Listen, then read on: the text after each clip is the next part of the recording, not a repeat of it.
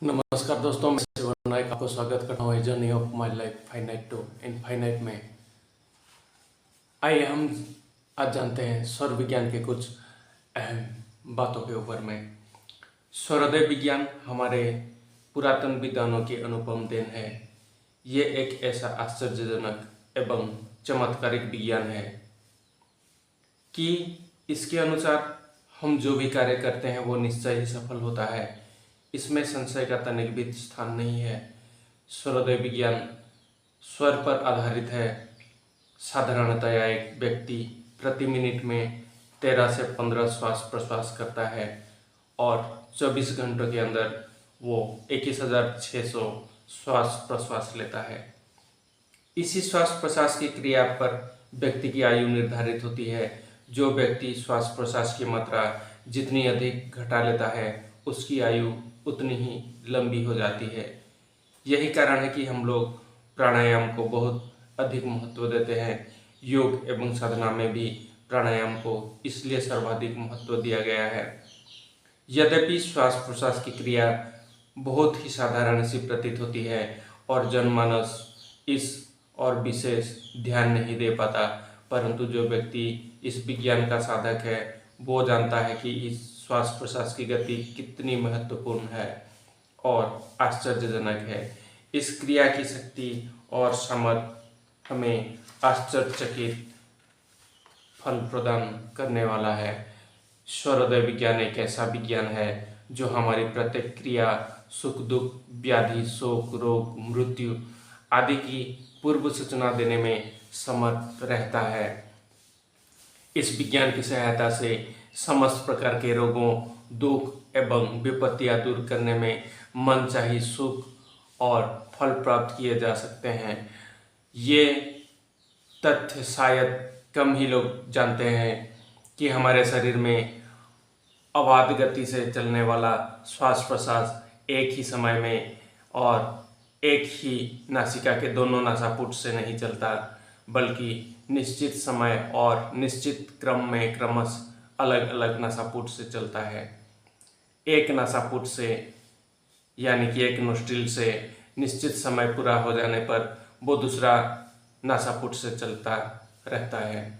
श्वास प्रश्वास की इस गति को स्वर कहा जाता है और एक नासापुट से दूसरे नासापुट में जाने को उदय कहा जाता है, या तो फिर एक नासापुट से दूसरा नासापुट जब बदलाव करता है तो उसको स्वर का बदलाव कहते हैं। इन दोनों शब्दों की संधि हो जाने पर ही स्वरोदय कहलाता है। हमारे ऋषि मुनियों द्वारा इस स्वरोदय पर लंबे समय तक शोध किया गया, तब कहीं जाकर इस विज्ञान का उद्भव हुआ। शनै शनै इसका विकास होता गया और एक समय ऐसा आया जब इस विज्ञान का प्रयोग जनसाधारण की समस्याओं के समाधान हेतु किया जाने लगा। परंतु कुछ ही लोगों को इस विज्ञान की जानकारी थी, अतः उन्होंने अपना वर्चस्व बनाए रखने के लिए इस ज्ञान को केवल अपने तक ही सीमित रखा और राजा महाराजाओं की समस्याओं का समाधान करने में ही उन्होंने अपना हित समझा। अतः यह विज्ञान केवल सीमाओं में ही सिमट कर रह गया। निस्वार्थपरता के कारण स्वार्थी लोगों ने उसे अपने हाथ में ही नष्ट कर डाला। परंतु सौरोदय विज्ञान एक सहज और सरल विज्ञान है। इसके लिए विशिष्ट परिश्रम की आवश्यकता नहीं है।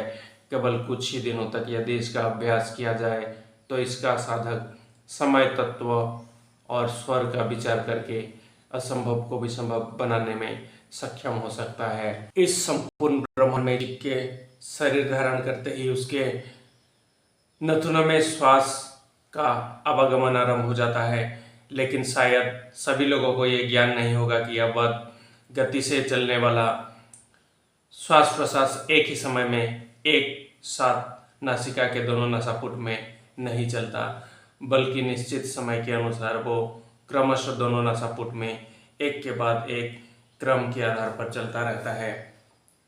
एक नासापुट का समय पूर्ण हो जाने पर वो स्वतः ही दूसरे नासापुट से चलना शुरू करता है। श्वास प्रश्वास की इसी गति का नाम स्वर है उस गति का एक नासापुट से दूसरे में जाना उसका उदय कहलाता है, जिस कारण श्वास प्रश्वास की इसी क्रिया को स्वरोदय कहा जाता है। इन स्वरों को साधना ही स्वरोदय साधना कहलाता है। संपूर्ण ब्रह्मांड की संरचना पंच तत्वों से हुई है। इन्हीं तत्वों द्वारा ही समस्त परिवर्तन होते हैं और अंत में पंच तत्वों में ही लीन हो जाते हैं।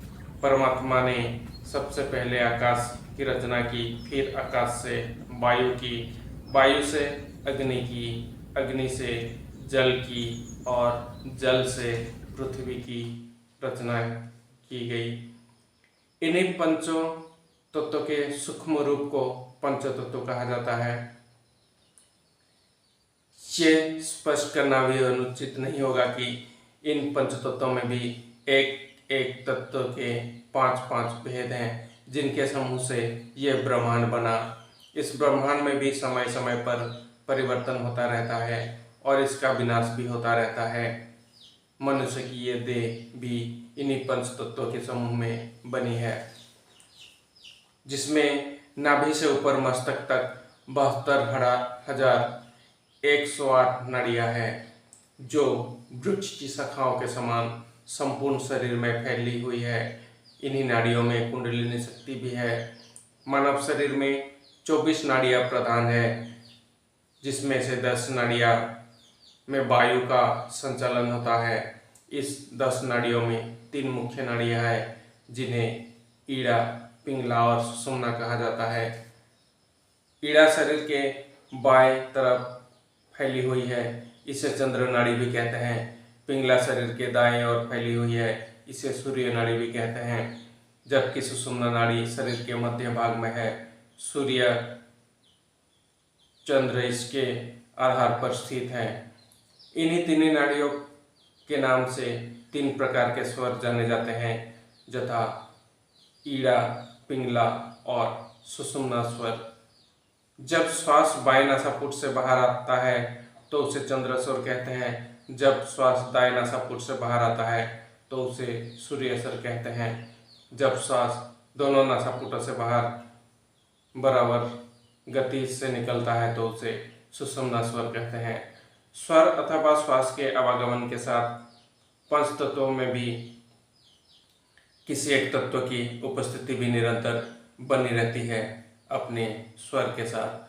अतः स्वर साधक को तत्वों का ज्ञान होना भी अनिवार्य है। प्रत्येक तत्व की उपस्थिति श्वास के साथ एक निश्चित समय अवधि तक रहता है। प्रत्येक नासापुट से सामान्यतः स्वर 1-1 घंटा यानी कि 2.5 घड़ी चलता है। उसके बाद श्वास का प्रवाह दूसरे नासापुट में होने लगता है। पृथ्वी तत्व का निवास मूलाधार चक्र में माना जाता है। जल तत्व का निवास स्वादिष्टान चक्र में, अग्नि तत्व का निवास मणिपुर चक्र में, वायु तत्व का निवास अनाहत चक्र में, आकाश तत्व का निवास विशुद्धि चक्र में माना जाता है। जब तक स्वर एक नासापुट में चलता रहता है तब तक पांचों तत्व क्रमशः एक बार उदय होकर अपनी अपनी अवधि तक विद्यमान रहकर अस्त हो जाते हैं। किस समय कौन सा तत्व की उपस्थिति है, ये ज्ञात करने के लिए ये प्रयोग करना चाहिए। दोनों हाथों के दोनों अंगूठों से, दोनों कानों के दोनों छिद्र, दोनों अनामिका अंगुलियों से दोनों आंखें, दोनों मध्यमाओं को से दोनों नथुने तथा दोनों तर्जनियों में एवं कनिष्ठाओं से मुख बंद कर लें। उस समय यदि पीला रंग दिखाई दे तो पृथ्वी तत्व, सफेद रंग दिखाई दे तो जल तत्व, लाल रंग दिखाई दे तो अग्नि तत्व, हरा रंग दिखाई दे अथवा बादल जैसा सांवला रंग दिखाई दे तो वो वायु तत्व, और रंग बिरंगी सा लगे तो आकाश तत्व की उपस्थिति होती है। प्रत्येक तत्व जैसे पृथ्वी तत्व उदय होने के बाद 20 मिनट तक, जल तत्व 16 मिनट तक, अग्नि तत्व 12 मिनट तक, वायु तत्व 8 मिनट तक और आकाश तत्व 4 मिनट तक विद्यमान है। अतः किसी भी कार्य को करते समय स्वर और तत्व का ध्यान रखा जाना चाहिए, तभी इस साधना के अभीष्ट परिणाम प्राप्त होते हैं। हमारे समस्त कार्य को विभाजन 3 भागों में किया गया है, क्योंकि हमारा स्वर भी चंद्र, सूर्य और सुषुम्ना से चलता है। प्रत्येक स्वर के साथ तत्वों का घनिष्ठ संबंध है, अतः जिस कार्य के लिए जो स्वर चाहिए उसके साथ वंचित तत्व का होना भी आवश्यक है, अन्यथा विपरीत परिणाम होता है। साधारणतया एक नासापुट से श्वास के आवागमन का समय 2.5 घड़ी अथवा 1 घंटा होता है, परंतु यदि स्वर के समय में घटाव या बढ़ाव हो तो उसके शुभ अशुभ फल होते हैं। शुभ फल बाएं स्वर के परिवर्तन से तथा अशुभ फल दाएं स्वर के समय में परिवर्तन से होते हैं। यदि स्वर निश्चित तिथि और समय के अनुसार न चलें तो शरीर में रोग उत्पन्न होते हैं। स्वर के द्वारा हमें मृत्यु के समय का भी पता चल जाता है, आने वाली विपत्ति का भी ज्ञान हो जाता है। स्त्री पुरुष दोनों के लिए ये विज्ञान समान रूप से प्रभावी है। यद्यपि स्त्री को पुरुष का वाम अंग समझा जाता है और उसमें वाम अंग की ही प्रधान समझा जाता है, परंतु इसमें संकेत होने की आवश्यकता नहीं है। भले ही स्त्री पुरुष शारीरिक संरचना की दृष्टि से अलग अलग हो तो भी स्वर विज्ञान के समस्त नियम समान रूप से दोनों पर लागू होते हैं। स्त्री में चंद्रमा की प्रधानता होती है और पुरुष में सूर्य की प्रधानता होती है। अब चंद्र नाड़ी के चलते स्त्री संपूर्ण स्त्रीत्व गुण से युक्त हो जाता है, जबकि सूर्य नाड़ी की प्रधानता से उसके स्त्री सुलभ गुणों में न्यूनता आ जाती है। इसी प्रकार सूर्य नाड़ी की प्रधानता से पुरुष उग्र हो जाता है, जबकि चंद्र नाड़ी की प्रधानता से पुरुष संबंधी स्वभाव में हल्कापन आ जाता है। इसी प्रकार सूर्योदय विज्ञान एक पूर्ण और सरल विज्ञान है, जिसके माध्यम से हम इच्छानुसार फल की प्राप्ति कर सकते हैं। वास्तव में सूर्योदय विज्ञान हमारे प्राचीन ऋषियों की अनुपम देन है।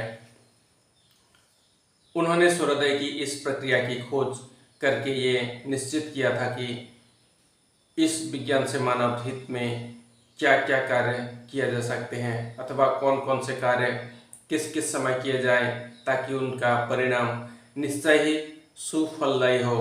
परंतु बहुत ही खेद का विषय है कि अन्य शास्त्रों के समान ही यह शास्त्र भी आज लुप्त प्राय हो चुका है। बहुत अधिक खोज करने पर इस शास्त्र के कुछ ही अंश सुलभ हो पाते हैं। साथ ही इस विद्या के जानकार भी कुछ ही लोग हैं। आजकल देखा जाए तो इस विद्या की जानकार यूँ तो बहुत है, लेकिन अल्प विद्या के साथ, परंतु अवशेष स्वरूप जो कुछ भी प्राप्त हो रहा है उससे भी इस विद्या का पुनरुद्धार हो सकता है।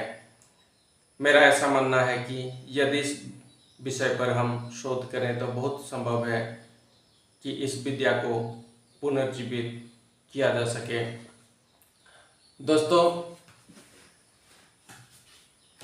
हम इसकी अगले कड़ी में अगले विषय पर हम जरूर चर्चा करेंगे, लेकिन अगर ये ज्ञान चैनलों पे दिया जा रहा है, जो ज्ञान आपको अगर अच्छा लग रहा है, दूसरे जन समाज तक पहुँचे और वो भी सुख समृद्धि से आगे बढ़ें, ऐसा आपको लगता है तो कृपया वीडियोज़ को लाइक करें, शेयर करें और सब्सक्राइब कर दें, ताकि आने वाले वीडियो आपको जल्द से जल्द मिल सके।